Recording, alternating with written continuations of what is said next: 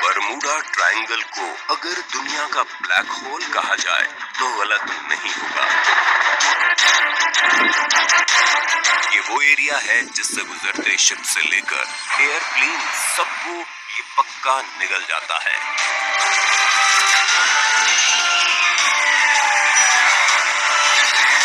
शायद ही कोई दूसरा इलाका ऐसा होगा जिससे डरकर सुपर पावर कहे जाने वाले कुछ देश भी अपना रास्ता बदल लेते हैं।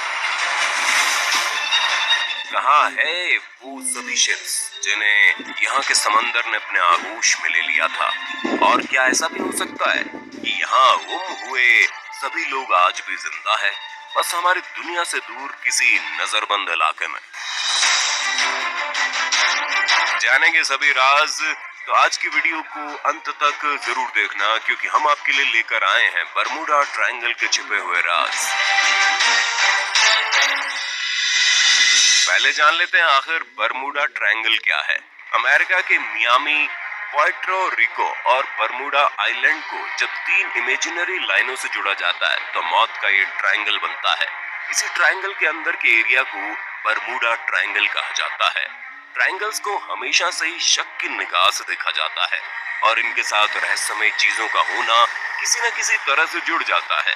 इजिप्ट के पिरामिड भी इसकी एक मिसाल है। वही बरमूडा ट्रायंगल वो जगह है जिसे खारिज नहीं किया जा सकता, क्योंकि इसके पीछे न सिर्फ कुछ लोगों का पर दुनिया के बड़े बड़े देशों का विश्वास शामिल है। 9 जुलाई 1945 को जब दुनिया के सबसे ताकतवर देश अमेरिका की यूएस नेवी का एक कमांडर थॉमस अपने 10 लोगों के क्रू के साथ जब इस इलाके की तरफ उड़ रहा था तो उसके साथ जो हुआ वो सुनकर आने वाली पुश्तों की रूह कांप गई। थॉमस एक नाइट ट्रेनिंग प्रोग्राम के तहत ये फ्लाइट लेकर चला था, लेकिन उड़ान के 4 घंटे बाद ही अचानक प्लेन का संपर्क कंट्रोल स्टेशन से टूट गया। ना ही कोई एसओएस सिग्नल इससे पहले कंट्रोल स्टेशन में आया था, ना ही उड़ान के उन 4 घंटों के दौरान थॉमस ने किसी भी अजीब घटना की रिपोर्ट दी थी। एकाएक ही प्लेन का संपर्क टूटा और फिर वहां से कभी कोई सिग्नल नहीं आया। अमेरिकी सरकार द्वारा थॉमस और उनकी टीम को ढूंढने के लिए अगले 10 दिनों तक एक रेस्क्यू ऑपरेशन चलाया गया, लेकिन खोज पर गए लोगों को एक सुई भी नहीं मिली।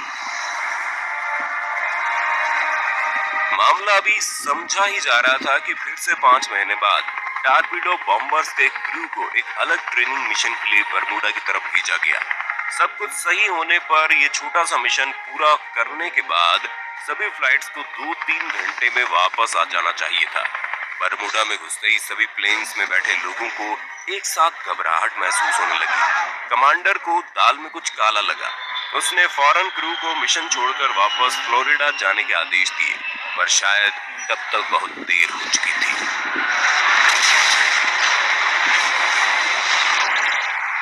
जब एक पायलट ने फ्लोरिडा का रास्ता ढूंढने की कोशिश की तो उसका कॉम्पास बंद पड़ गया और जहां तहां पॉइंट करने लगा। सुबह के लगभग 4 बज रहे थे। आसमान साफ था।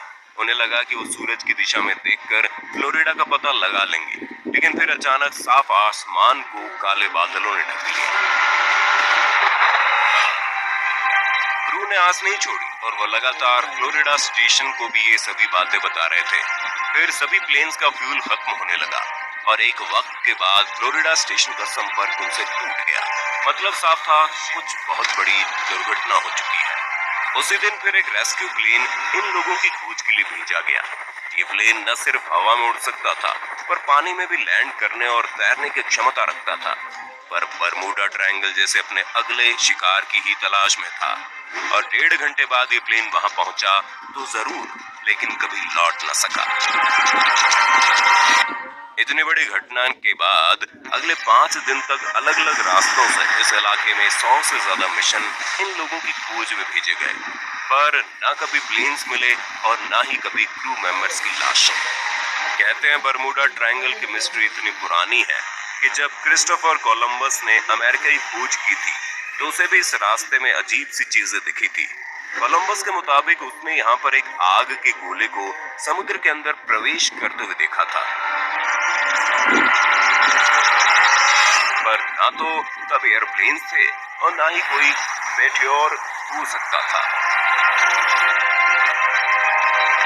तो 15वीं शताब्दी में ऐसा क्या था जिसे कोलंबस ने आसमान से गिरते हुए देखा था? कुछ लोगों का मानना है कि उस वक्त अगर कोई चीज हवा में यूं उड़ सकती थी तो वो टेक्नोलॉजी जरूर इस दुनिया से बाहर की रही होगी, या शायद एलियंस की।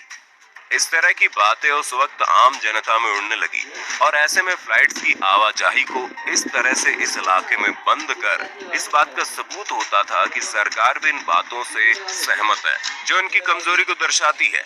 इसलिए उस वक्त यहाँ से आना जाना नहीं रोका गया। 1947 में एक, 1948 में दो और 2020 आते आते ऐसे 30 से ज्यादा इंसिडेंट्स यहाँ पर हो चुके हैं। ये सभी घटनाएं आसमान में उड़ते प्लेन्स तक ही सीमित नहीं थी। पानी में चलती बड़ी बड़ी शिप्स में भी इसी तरह साफ मौसम में कंपास खराब हो जाया करते। कभी कभी तो इतनी तेजी से मौसम बदलता कि बड़ी बड़ी लहरों के सामने शिप्स बह जाती। अगर खराब मौसम के कारण हम इन शिप्स का डूबना एक्सप्लेन भी कर दें, तो आप उन घटनाओं को कैसे समझाएंगे जहां बरमूडा ट्रायंगल के अंदर घुसते ही बिल्कुल अच्छे मौसम में शिप्स को ऐसे लगने लगता कि हजारों टन वजनी इन शिप्स को कोई जानबूझकर नीचे खींचकर डुबो रहा है। ना ही शिप में कोई होल होता, ना ही किसी और की तकनीकी समस्या। बस ये शिप्स एकाएक ये महसूस करते जैसे पाताल से उन्हें कोई अपनी ओर खींच रहा है। शिप से कूद जाने वाले लोग भी यहाँ पर तैर कर नहीं आ पाते थे और यही अदृश्य शक्ति महसूस करते थे। यहाँ पर डूबी ज्यादातर शिप्स उन प्लेन्स की तरह कभी नहीं मिली। यहाँ से बाहर आई तो सिर्फ कहानियां, वो कहानियां जिन्हें दिल की तसल्ली के लिए हम सिर्फ कहानी कहकर छोड़ देते हैं। ऐसा नहीं है कि बरमूडा ट्रायंगल की गुत्थी को सुलझाने की कोशिश नहीं की गई। इस पर कई अलग अलग थियरीज आती रही है, जैसे कंपास के काम न करने की वजह से बरमूडा ट्रायंगल के आसपास के इलाकों के मैग्नेट से समझाया गया। मौसम के बदलने को लेकर भी नासा ने यह तर्क दिया कि इस इलाके में हेक्सागोनल क्लाउड्स की मौजूदगी इसका एक एक्सप्लेनेशन हो सकती है। हेक्सागोनल क्लाउड्स को सबसे पहले नासा ने धरती पर नहीं बल्कि सैटर्न पर देखा था, और ये क्लाउड्स एक हेक्सागोन की शेप में होते हैं जिनके अंदर हवा बहुत तेजी से सेंटर की तरफ घूमती है, जो किसी भी एयरप्लेन को डिस्टर्ब कर सकती है। सच क्या है ये तो एक न एक दिन सामने आ ही जाएगा, पर तब तक आप बरमूडा ट्रायंगल के बारे में क्या सोचते हैं?